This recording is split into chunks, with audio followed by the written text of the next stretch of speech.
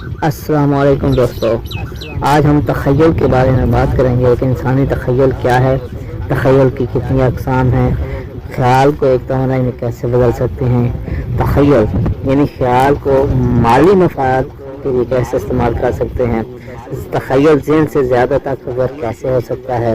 اس پر بات کرنے کے لیے ہمارے چینل کو سبسکرائب کریں، لائک کریں اور شیئر کریں اور بیل کے آئیکن پر بھی دبا دیں تاکہ ہماری آنے والی ہر ویڈیو آپ تک پہنچ سکے اور نئی نئی معلومات حاصل کر سکیں۔ تو آئیے دوستو بات کرتے ہیں کہ تخیل کیا ہے۔ تخیل ایک ایسا کارخانہ ہے جہاں انسان کی ساری تجاویز بنتی سورتی چلتی اور مکمل ہوتی ہیں۔ انسان کی خواہش یا عزم کو ذہن کی تخیلی قابلیت اور نئی شکل و صورت اور قوت عمل عطا کرتی ہے۔ انسان جس چیز کو سوچ سکتا ہے اس کو بنا بھی سکتا ہے، اس کو پیدا بھی کر سکتا ہے۔ انسانی ذہن کی استعداد کار کیا ہے کہ وہ جو کچھ سوچ سکتا ہے اس کو تخلیق بھی کر سکتا ہے۔ ایک انسان کے لیے کوئی کمی کی بات نہیں، انسانی ذہن ایک ایسی طاقت ہے جس کو جو اس نے سوچا اس کو اس نے بنا لیا۔ یہ تہذیب اور تمدن کا کوئی دور ایسا نہیں گزرا جس میں جدت تخیل کی ترقی کے لیے اتنے مواقع میسر آئے ہوں۔ ہمارا یہ دور، ہمارا یہ زمانہ ایک تخیل پذیر زمانہ ہے۔ ہر قدم پر ہم ایسے واقعات سے دوچار ہو رہے ہیں جس میں تخیل کے لیے نئے نئے مواقع پیدا ہو رہے ہیں۔ گزشتہ 50 سال میں انسان قدرت کی جتنی قوتوں کو قوانین کے نظم و ضبط میں جکڑ دیا ہے وہ اس سے پہلے کی ساری تاریخ انسانی کی جملہ کارناموں سے بڑھ کر ہے۔ انسان نے فضا اور پورا ہوائی کو زیر نگین ڈال دیا ہے۔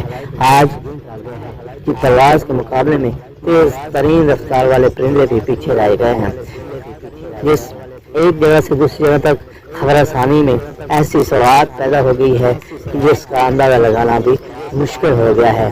آج انسانی تخیل کی وسعت کی مدد سے صرف سورج کا وزن معلوم کر لیا ہے بلکہ یہ بھی بتایا ہے کہ سورج میں کون کون سے عناصر کس تناسب میں موجود ہیں اور اس کی موجودہ حیت و رہبت کیا ہے۔ جناب والا،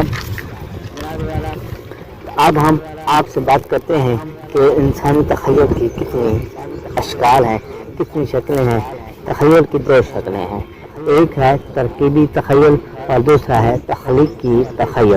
ترکیبی تخیل کیا ہے؟ یہ اس قابلیت کا نام ہے جس میں انسان پرانے خیالات، جذبات اور تجاویز کو نئی صورتوں میں تبدیل دیتا رہتا ہے۔ یہ قابلیت جدید خیال پیدا نہیں کرتی بلکہ تجزیہ، تعلیمی مشاہدہ اور اس کی کارکردگی کا جو دار و مدار ہوتا ہے یہ اسی ترکیبی تخیل پر منحصر ہوتا ہے۔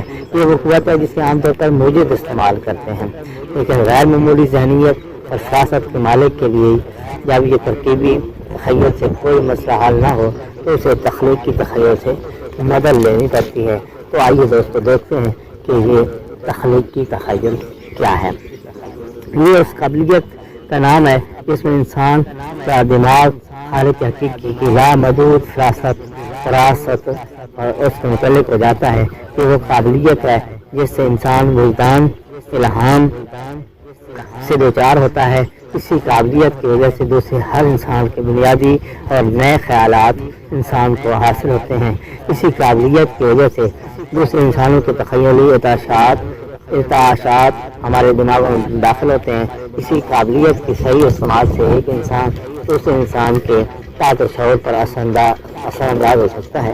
تخلیقی تخیل کا اصل عمل ہے کیا؟ ہم دیکھتے ہیں کہ تخلیقی تخیل خود بخود اس طریقے پر عمل کرتا ہے کہ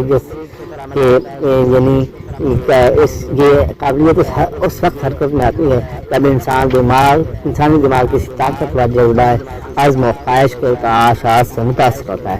تخلیقی قابلیت کو آپ جس قدر استعمال کریں گے اور ترقی دیں گے اسی حد تک وہ عزم و خواہش کے جذبات سے پیدا ہونے والے ارتعاشات سے متاثر ہوتا چلا جائے گا۔ ہم نے دیکھا ہے کہ خواہش یا عزم ایک ایسا خیال ہے، یہ غیر مادی اور تصوری ہوتا ہے۔ یہ اس وقت تک موہوم اور مبہم رہتا ہے جب تک اسے طبعی یا مادی معاول میں بدل نہ دیا جائے۔ یہاں خواہش، ارادے اور عزم کو دولت کے مادی معاون میں بدلنے کے لیے ہمیں ترکیبی تخیل کو استعمال کرنا پڑتا ہے. ہمیں یہ یاد رکھنا چاہیے کہ ہم ایسے حالات سے دو چار ہوتے رہتے ہیں جن میں ہمیں تخلیقی تخیل کو بھی استعمال کرنا پڑتا ہے.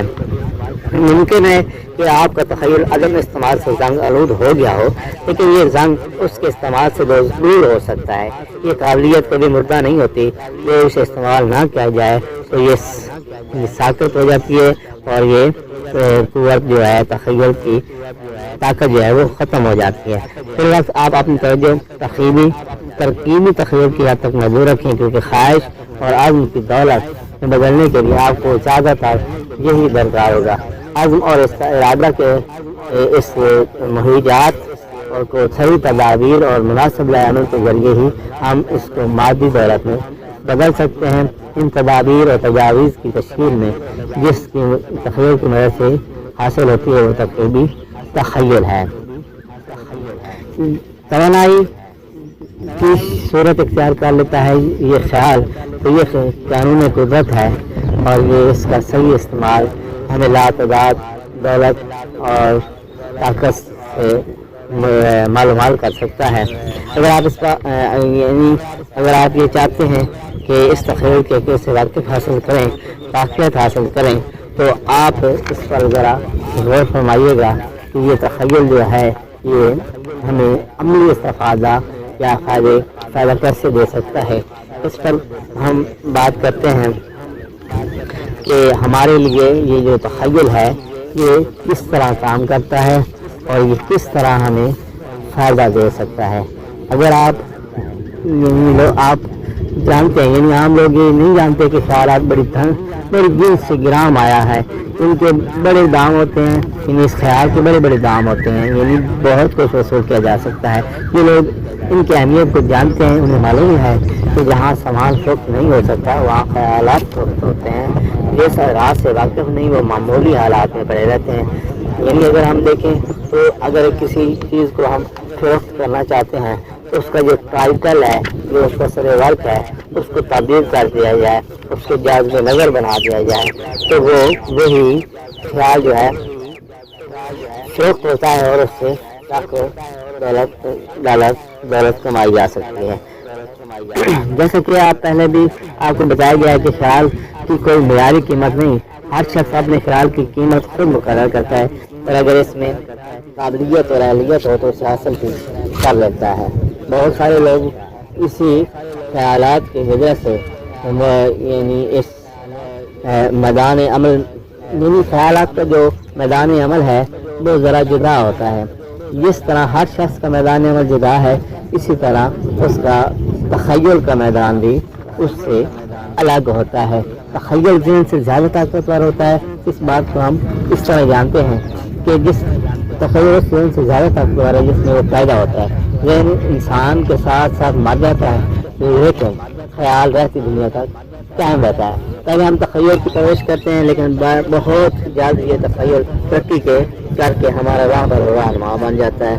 ذہن کو جدید خیالات کی پیداوار کے لیے تیار کرنا ہمارا کام ہے تاکہ خیالات جب پیدا ہوں تو ہمارے زندگیوں کے تارے بٹ جائیں اور ہمارا بہت ترقی کی جانب تیز تر ہوتا چلا جائے. ہم کامیاب ہوتے چلے جائیں، دولت کماتے جائیں. اور یہاں یہ بات نہ بھولیے گا کہ صرف خیالات ہی سب کچھ نہیں ہے. ایک انسان برسوں جدید خیالات سوچتا رہتا ہے اور اپنے ذہن میں انہیں محفوظ رکھتا رہتا ہے. ایک دوسرے انسان میں ایک ایسا خیال آتا ہے اور وہ اس پر عمل کرنا شروع کر دیتا ہے اور ان دونوں میں بہت فرق پیدا ہو جاتا ہے. جو پہلا جو ہے وہ دولت سے محروم رہتا ہے اور دوسرا دولت مند ہوتا چلا جاتا ہے، کیونکہ خیال دولت میں بدل سکتا ہے بشرطے کہ اس کو عملی صورت میں دے دی جائے. جہاں خیال اور عمل کا امتزاج ہوتا ہو وہاں کامیابی ضرور ہوگی. تو دوستوں، مواقع کا انتظار نہ کریں، یعنی ہمیشہ موقع کا انتظار نہ کریں.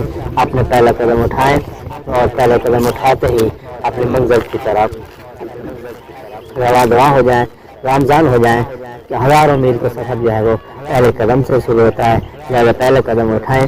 ہزاروں آدمی اچھے مواقع کے منتظر رہتے ہیں تاکہ مناسب وقت پر وہ اپنی زندگی شروع کریں، لیکن انتظار ہمیشہ نتیجہ خیز نہیں ہوتا۔ یہ بہتر ضرور ہے کہ زندگی کی ابتدا کچھ بلند مقام سے کی جائے، لیکن اس کے لیے قسمت اور موقع پر آس لگائے بیٹھنا مناسب اور قطعاً مناسب نہیں۔ جب تک آپ ارادہ نہ کریں آپ کو نئے خیالات نہیں آ سکتے، اور جب تک آپ عمل نہ کریں ان خیالات سے استفادہ نہیں کر سکتے، اور جب تک خیالات نہ ہوں آپ موقع سے فائدہ نہیں اٹھا سکتے۔ تو اٹھیے، جاگیے دوستو، آپ کے ذہن اور دماغ، تخیل اور سوچ میں کہیں نہ کہیں ترقی اور کامیابی کا خفیہ تخم ضرور موجود ہے، جسے آپ بیدار کریں کر کے اپنے لیے ترقی کی ایسی نعمتوں پر اپنے آپ کو پہنچا سکتے ہیں جہاں پہنچنے کے لیے آپ کو امید اور لگن رہتی ہے اور خواہش ہے۔ اس طرح ایک ماہر سازندہ سازوں کے تاروں سے ان گنت نغمات پیدا کرتا ہے، اس طرح اپنے روا ذہن میں زندگی کی روح پھونک کر اپنے مقصد کے معراج تک پہنچ جائیں اور اپنے مقصد کو حاصل کر لیں۔ شکریہ، اللہ حافظ۔